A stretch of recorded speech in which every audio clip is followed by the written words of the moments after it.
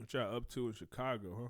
There's a home flipping business in Chicago that's accused of ruining lives and stealing hundreds of thousands of dollars from everyday people who just wanted to build some generational wealth. We have no idea where the money is. How much are we talking about here?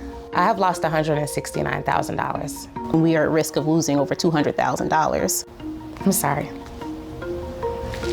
I'll break down exactly what happened. So if you watch HGTV, you know it's all about home flipping, and it looks easy. It looks like it's something very profitable. So for months, we've been looking into a company called iFlip Chicago, and they do two things. They have a boot camp where they claim to teach you exactly everything you need to know to flip a home. Then they also offer to partner with first-time investors who have a little bit of money and are ready to invest in their own flip. But now two new lawsuits accuse iFlip Chicago of stealing hundreds of thousands of dollars and essentially running a real estate Ponzi scheme. A lot of different types of people signed up for iFlip Chicago. One of them was an emergency room doctor. Her name was Amira Hamid, and she invested almost $200,000 with iFlip. But she says she had good reason to trust them. My name is Ramo Bay, and it's my wife, Michelle Nicole Bay. That's Amira's own cousin, Michelle Bay. Yeah, and who can't trust family? So Michelle and her husband Ramo Bay run iFlip Chicago, and for $800, you can sign up for a boot camp with them. Or if you have a little money to invest, you can partner with iFlip Chicago and do a flip together. That's what a lot of people did. And this company, they claim to offer everything you need to get started. So they give you access to a lender who can give you the money to buy and rehab the home. They identify the home, the perfect home for you to buy and flip. And then they also have a team of contractors that they claim to work with who can help you remodel the home. Finally, they offer to sell the home for you once everything is complete. And the only thing they do is they take 30% of the total profit. You don't have to worry about any of this stuff because they have all of these relationships. Now, iFlip and Ramo posted a lot of stuff online about these flips, about successful projects they were doing. So a lot of people who saw this thought it was a good idea. if you're interested in actually learning how to flip homes, if you want to learn how to do this for real, iFlip Chicago Boot Camps is.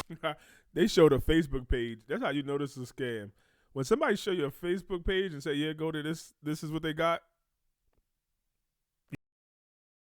you might want to run. You might want to run. Chicago Boot Camps is 100% hands-on. There are even a few realtors who signed up because they saw what Ramo Bay and iFlip were doing online, and they thought maybe they could learn something. There were a lot of people who had successfully done flips with him. One of those realtors is Tatiana Barnett, and she'd actually flipped some properties in Indiana, but she wanted somebody with more experience to help her with her next project. So here's what happened next. Both Tatiana and Amira were found properties that iFlip thought would be a good fit for them. They were distressed homes on the south side of Chicago.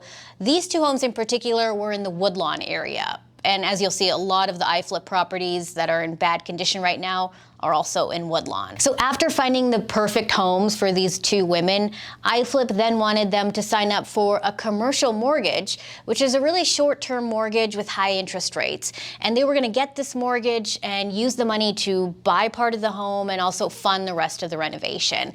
But as a condition of getting the mortgage, they had to have Ramo Bay, the owner of iFlip, sign on to their loans. But they were told that's not very unusual. It's not something that's unheard of if you don't have a track record of doing, fix and flips with lenders.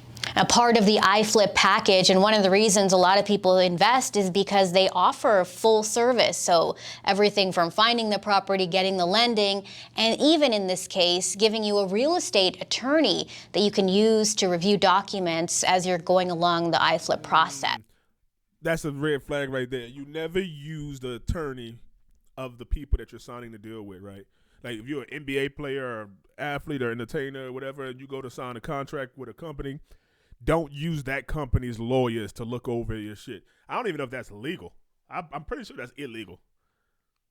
So by this point, iFlip has identified two homes for the women to buy and invest in, and the women are set up to get funding, and all that's left to do is close on the properties and sign a ton of paperwork.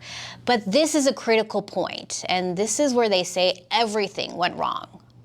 So at closing, they had to sign hundreds of pages of documents. It was a really long process. But there were 4 sentences buried in these documents that really came back to bite them in the, There was this really strange cross-collateralization clause in the loans that meant if Ramo was late on any of his loans, the lender would charge what Ramo owed to the loans held by other iFlip participants like Amira and Tatiana. The loans then went on to fail. They were never written to succeed. They were predatory loans. This was never about flipping property. This was about taking loans out to pay a debt that didn't belong to us. And Ramo had several past due balances. Hold up, you may be wondering, why would anyone sign an agreement like that? This must be their fault. But both women had hired an attorney that was supposed to look out for them and look out for language like this. But here's the thing, that attorney, he was recommended by iFlip, and Tatiana says he never even showed up at her closing, while Amira says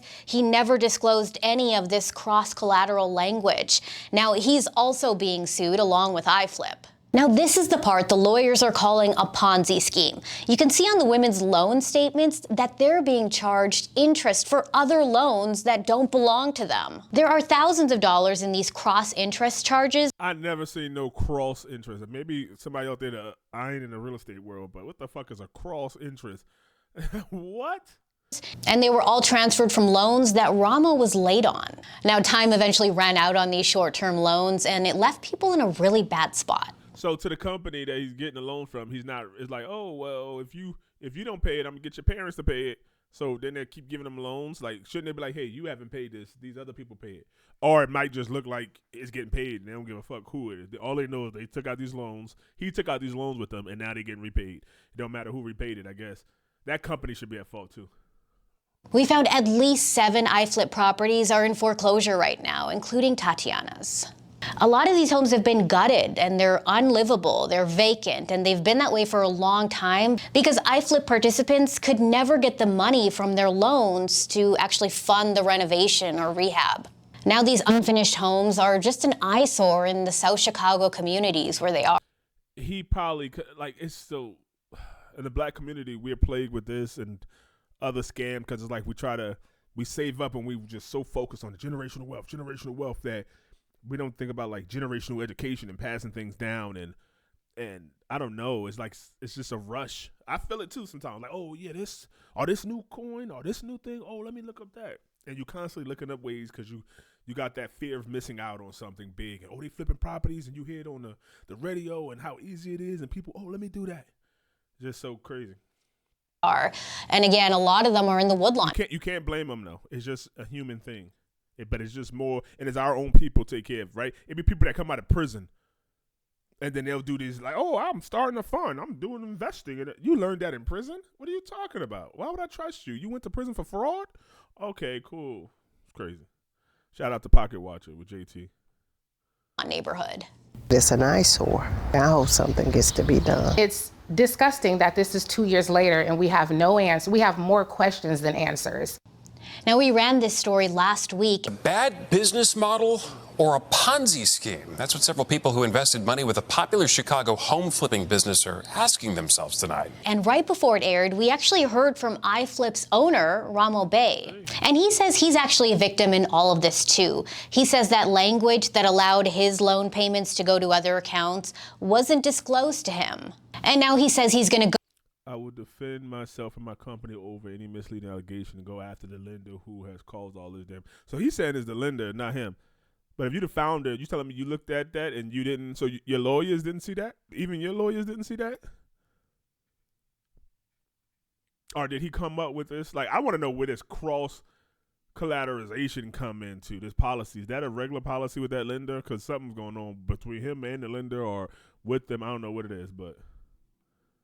go after the lender that is causing all of this damage. Now, it's important to note that we know from emails Ramo had at least 20 loans with this lender, and he also had his own real estate attorney helping him with iFlip. The loan company told me this cross-collateralization language was standard on all their loans. So it's kind of unclear to us why Ramo is saying he had no idea about this. Ramo is currently in Atlanta, but he says he'll be happy to come back and do a sit-down interview with us.